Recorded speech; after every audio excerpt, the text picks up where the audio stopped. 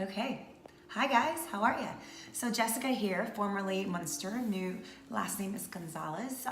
Just wanted to jump on here real fast before I started getting a lot of content on YouTube and pushing in that direction, and just share with you a little bit about myself and my upbringing. So you can kind of see where I've come from. I'm not sure a lot of you know this, but I'm actually a first generation American. No, I don't speak like Arnold, but I did actually have an accent when I grew up because my parents are from Austria, which is a smaller country right beside Germany. They speak the same language. They all speak German, just a little different dialect. So yeah, so growing up as a first generation American, it's like now I'm able to embrace it. Now I'm so proud of that. But you guys, as a kid, it was super tough. So can you imagine growing up in a small town? I grew up like 2 hours north of here in a small town. Dare I use the word redneck? But small North Georgia town. My parents moved here when they were younger, which is another crazy story. My mom was 17, my dad was 27, and my mom moved here to America for my father, both on green cards. They got married in New Jersey, moved down to Florida, had my brother and myself, and then ended up in Northeast Georgia, which is so random. And so as a kid growing up in high school, you know, I started to embrace it a little bit more, but man, elementary school was so tough. So can you imagine, first of all, my last name being Munster? At that time in the 90s, The Munsters was a TV show. My dad's name, I'm not kidding you, was Herbert. His name is Herbert. So if you've watched The Munsters, there's a Herman Munster. My dad is Herbert Munster. So that was number one of like, let's make fun of the immigrant child. Number two, all people knew about German and Austrian cultures were the Nazis. And so everybody put me in this weird Nazi box, which as a 10-year-old, I had no clue what that even meant. I just knew it was not nice and I didn't like it. It made me feel like crap. Number three, my parents were still learning English. And so I was learning English as they were, and so I said the words they said. So for instance, vegetables, that's vegetables. Massachusetts, that's Massachusetts. So there were words that I just grew up thinking those were the ways you said them. And then I would get to school and everybody would make fun of me. And so I was so confused. I was like, I don't know why you're making fun of me. I don't understand what the problem is, you know? And then even just being in a small town, like you grow up at home and you're like, oh, it's the orange dressing. And everybody's like, that's French dressing. And I'm like, my parents didn't really know the name of it. We got the off-brand version. It was just the orange dressing. So everybody has their stuff. But as a first generation kid, there were just certain things that were way more challenging. Although I don't think I attributed that to being of a different country's descent. I think I just thought like kids are mean and that's the way it was. So grew up in a small town, had those challenges to overcome. My dad was a super creative. He was always doing odds and ends things. He built our house. He was a stay-at-home dad. My mom worked as a florist in the Winn-Dixie franchise. So she was there as a manager working with the flowers and was kind of like the stable income. Now, rewind, before my parents had us, they lived in Florida and somehow they had been flipping houses, and I just learned all of this. I don't know how I didn't know. I just learned all of this from my mom like maybe a month ago. Because I was like, Mom, you know, we used to get a check all the time in the mail. Where did that money come from? Like, Russian mafia money, what's going on?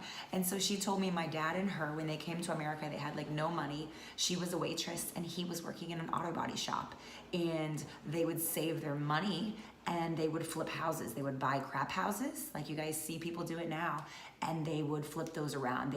My dad would come in and tear things up and recreate it, and they would repurpose it and sell it. And so that's how they were able to create their little bit of wealth. And with that money, they actually bought a motel in St. Petersburg, Florida, where I was born, in Treasure Island right there.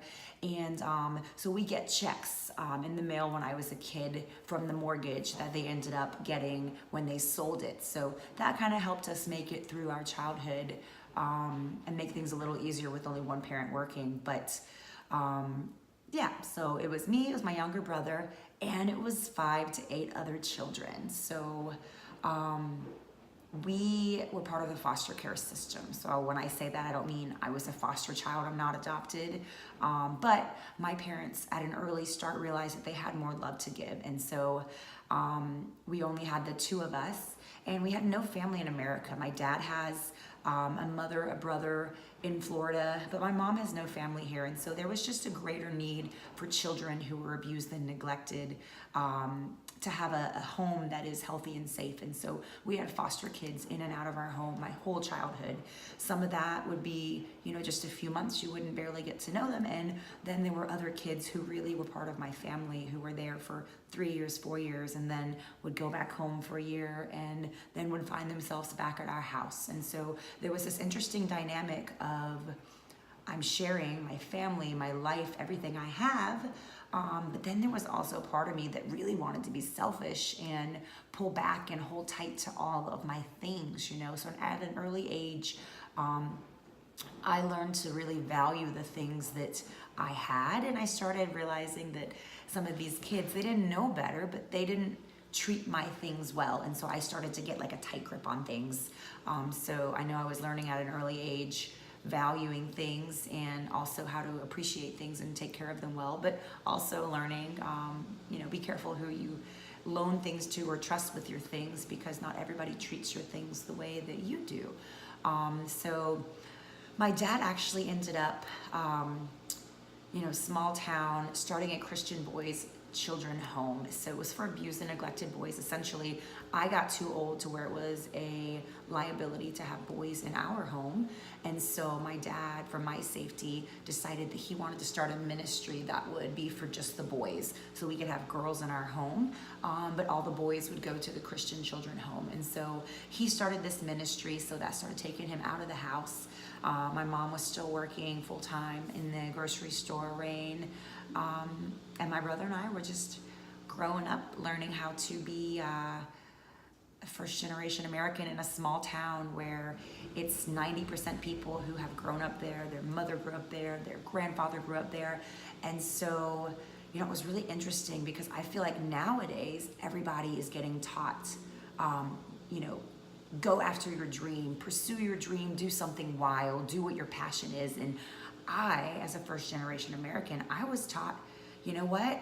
I need you to pursue something safe, do something tangible. So it was never, for me, it was never go and pursue your dream, go and do what your heart desires, figure out how to make money, but like pursue your passion. For me, there was a really big desire for me as a first-generation American to do it the right way. Essentially, go to college, pick a career that's safe, and make money and be successful, whatever that looks like. It wasn't about being creative. And even though my dad's side is super creative, my great uncle is an opera singer in Vienna. My dad was in the Vienna Boys Choir. There's tons of music and artistry in my family. But for me, it was like, hey, we got here to America.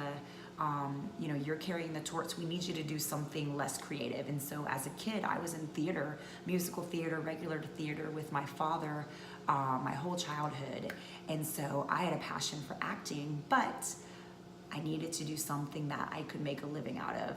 And the internet wasn't a thing back in the early 90s and 2000. It was just barely getting started. And so I had to pursue a realistic career. And so somehow, by the grace of God, I got into the University of Georgia and got to be the first generation in my heritage to go to college, which was amazing. And then I pursued broadcast journalism. And so that was my realistic pursuit of what I thought I wanted to do that would be something that encompassed my talents, but also let me be flexible and creative. So that is the start to my childhood. Now you know me a little better.